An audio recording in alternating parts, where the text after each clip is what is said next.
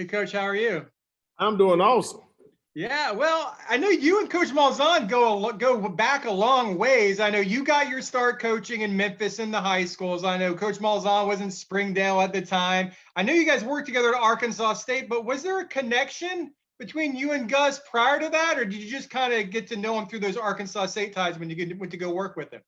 I just got to know him through the Arkansas State ties. I was, like everyone else at that time, I was very aware of who he was. Now, he had no clue who I was, but just by God's divine intervention, I just so happened was working the bowl game at Arkansas State when he got hired, and he decided to hire me onto his initial staff at Arkansas State, and so I've been fortunate to have that opportunity to be with him that leads to this point today.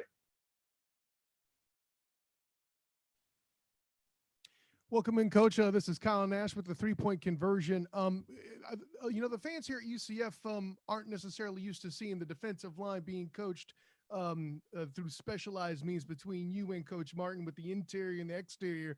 Kind of walk through what kind of advantage it offers you and the players to have a specialized coaching plan like that. Well, anytime that you have two coaches, it allows more attention to detail for each individual player. It's just like being in a school, in a classroom. The more students per teacher, the less isolated one-on-one time do you have.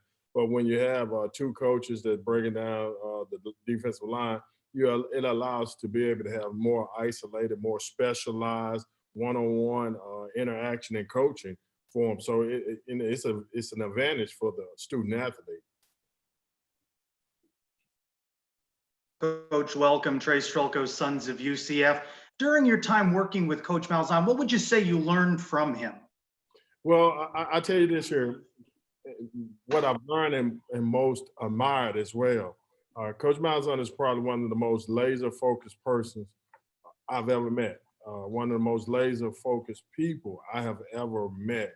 I really admire how he dreams big and he really believes what he is saying. And he lives his life.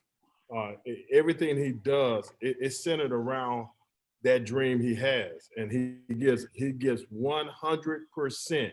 Matter of fact, he gives 110% of all his energy, all his effort and his time to accomplish those things that he sets out to accomplish. So I've admired that and the experience that I've had to get to know him, to be, he's been my boss and he's my boss now, but to know him as a person, that has been beneficial for me.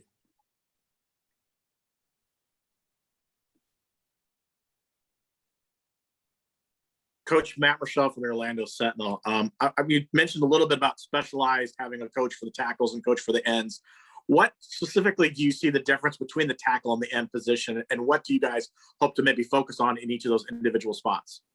Well, I know a lot of people see the defensive line. You tend to think that, okay, it's the same thing, but it is some things that are different, especially in the interior guys.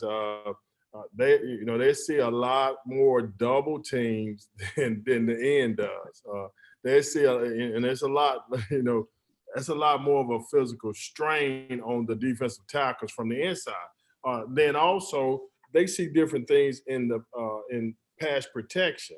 Like an inside guy, he's going to get a different pass set from an offensive lineman than an end. End who's working on the edge, or you get a tackle who sits vertical, who sits off the line of scrimmage more than he would from an inside guy. When you have a defensive tackle, the inside interior offensive line, they're not getting off the line because the quarterback is right behind them. And so they don't want to give that. So you see things differently from the inside and the outside. So that's why, it's beneficial to have, two specialized coaches coaching the inside and the outside. Kenny, you also spent some time at Cincinnati in 2015 and 2016. You faced UCF during those seasons. What do you remember about the program back then? How much it's changed since then? And maybe did that make your decision any easier to come to UCF now? And it's not only at Cincinnati. I was at University of Memphis from 2006 to 2009. So I'm quite familiar with UCF. one of the things that, one of the things that has always stuck out to me, whenever you're playing UCF, when I was at Memphis and at Cincinnati, I always wondered and dreamed what it would be like to coach here. You step on the field, never were you stepping on the field with better athletes than, were here. And then just when the first opportunity I had to come here and coach here at UCF and the bounce house, I was like, man, that aluminum stadium makes a lot of noise, man. I'm like, wow. I was like, hey, man, in this conference, that was something special. That was something special. And to see the atmosphere that the fans had, I was at other places and, and I was a bit envious, to be honest with you. I'm like, man, hey, they got something special there. They got a special atmosphere. That you got a place that, man, kids desire to be at.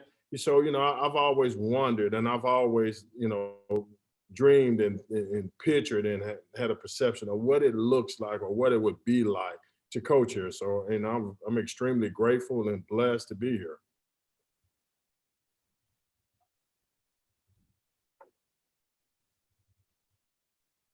Oh, hey, Coach Andrew Glukov, Black and Gold Banneret. Did your time at Arkansas State while Terry Mohajir was athletic director play a role in your decision to come to Orlando? And what can you tell the fans about being part of a program under Mohajir's directory? Okay, this is going to be a little bit different, and because I don't know if y'all know this, but not only did I work at Arkansas State and he was the athletic director, I actually played with him. Him and I played college football together. We both played at Arkansas State. So I've been knowing him for quite some time. And here's the thing about it. It makes it extremely easy, this decision to, wherever his leadership is, because I know one thing about him, he's very passionate. He's very driven. And he's man, a great heart with great energy. And he's how he can help. How can he add value? How can he build, all those things, man, that makes up who he is, that I knew about him way before he became an athletic director. I had an opportunity to, stand alongside him, to stand in the paint with him and try to accomplish some things together. So, that's very easy because, it's a person that I know, a person that I have tremendous respect and admiration for, and a person I got a lot of love for. So that's easy. That's like a no-brainer for me. So, Coach, Kyle Nash again with the three-point conversion. Oh, we talked a bit about your road here. Now that you are here, I know that you've been in about the past week and a half or so in the woodshed there, getting ready with the other coaches for spring practice. What is it you're going to be most excited for when you set foot for the first time for spring practice? Well, the most thing I'm going to be more excited about, for me, coaching is a ministry. Man, to be able to pour into young men, to be able to say, how can I serve these young men in a way to help them accomplish things athletically, spiritually, physically, mentally? How can I make them better? And how can I be transparent? How can I be intentional to pour into their lives in such a way that it goes far beyond football? And the experience I've had that we've been, having an opportunity to meet with the guys and have an opportunity to get to know them.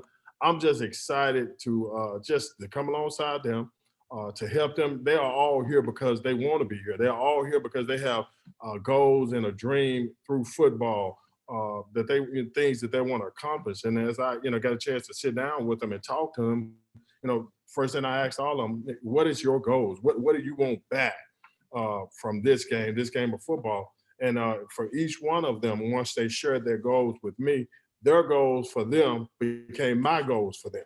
So I am excited. I'm extremely excited to, just get out on the field and be able to help them. And however I can help pour into them in a way to help them accomplish and achieve some of the things that they're looking to accomplish. Yeah, Coach, obviously you just talked about your ties with Terry Mahurin as a player. We haven't heard a whole lot about those days about him. I read he was like a starting safety. Is Yes. that what you remember? Did you play defensive line, so you were on the defense together? Can you tell us a little bit more, I guess, about how Terry Mahurin was as a football player? Listen, I don't know if you've it's easy to be able to tell. If you look at any interview, you look at him, you see a very fiery, a very feisty. You see energy, you see passion. That's who he was as a player. He's just living his athletic career out in a different platform, and he was very passionate. He was fiery. He was tough, and man, and he was just a great teammate. What you see, just be able to picture it and put it in a uniform and some helmet and shoulder pads and imagine it that way. I'm gonna have to call him and let him know, man. I spend more time answering questions about now. Just Hey, Kenny, it's Matt Rochelle again from the Orlando Sentinel. I wanted to ask, what has been your what was you thought of a guy like Travis Williams who's running the defense? What have your impressions of him? And did you know him before you came here at UCF? Yeah, yes, I did. Him and I, we got a chance to work together at Auburn. One of the most genuine people you'll ever meet. Him and I, football, it's deep rooted between him and I, but it's personal between him and I. I mean, he's a personal friend of mine. I mean, we talk beyond we talk beyond football. We talk about life. My wife and my daughters and his daughters, I mean, they have a relationship and they have where they talk. And so, he is a genuine person. He's a like-minded person to myself. One of the things that we share in common, we share our faith in common, where his faith is huge, his faith is important to him, and the same with me.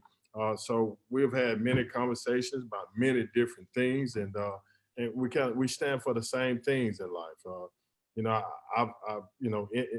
I'm at a place in my career, where I started out early. It was about where I coached.